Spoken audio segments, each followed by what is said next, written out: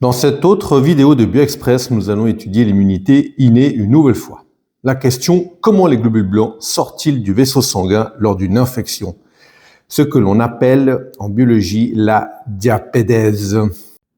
Nous allons dessiner une coupe de la peau. À l'intérieur, je suis en train de faire un vaisseau sanguin avec des cellules endothéliales, à l'intérieur duquel on a des globules rouges et, ce qui est le plus important pour nous, un globule blanc. Ces globules blancs ont une particularité intéressante. Ils ont leur noyau qui est séparé en plusieurs lobes. Ici, j'en ai fait 3. Nous appelons ces globules blancs des neutrophiles. On peut les reconnaître très facilement.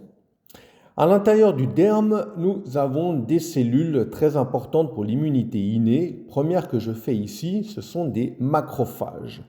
Cellules dérivées d'autres globules blancs qu'on appelle des monocytes. Nous verrons ceci un peu plus tard.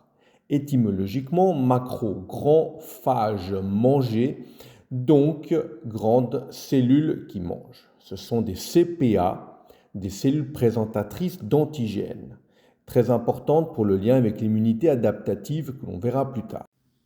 Autre acteur ici, nous avons les mastocytes, sorte de cellules sentinelles qui surveillent la peau, les muqueuses, surveillent autour des vaisseaux sanguins et qui peuvent dégranuler de l'histamine et des cytokines.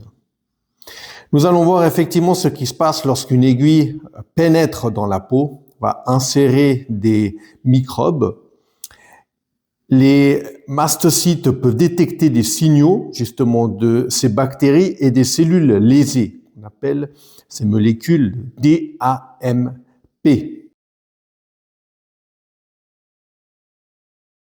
Les mastocytes et les macrophages dans cette région vont produire de l'histamine et des cytokines. Ce sont des médiateurs qui vont provoquer deux effets majeurs au niveau des capillaires sanguins. Ça va effectivement faire ce que l'on appelle la vasodilatation.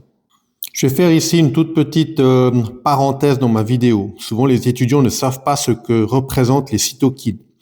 On pourrait dire simplement que ce sont des molécules de signalisation qui permettent aux cellules du système immunitaire de communiquer entre elles. Nous revenons sur cette vasodilatation.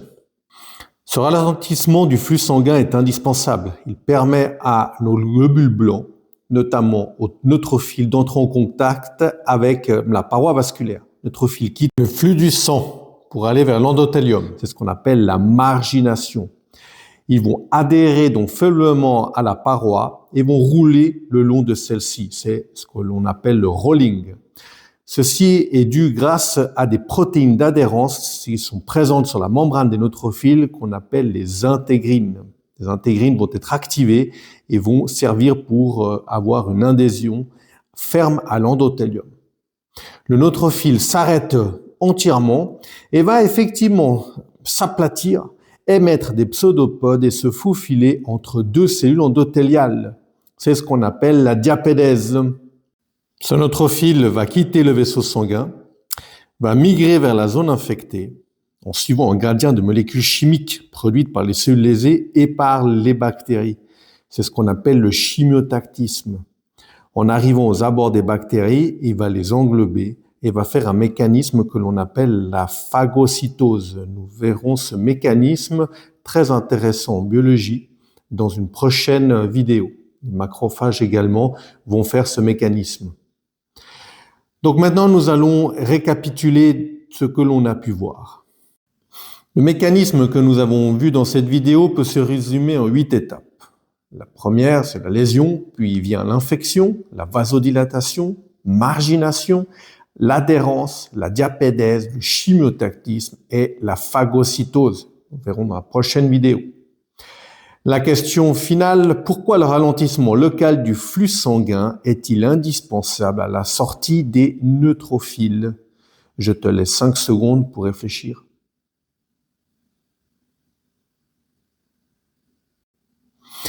La réponse, parce que si le flux sanguin reste rapide, les neutrophiles restent au centre du courant et ne peuvent pas entrer en contact avec la paroi.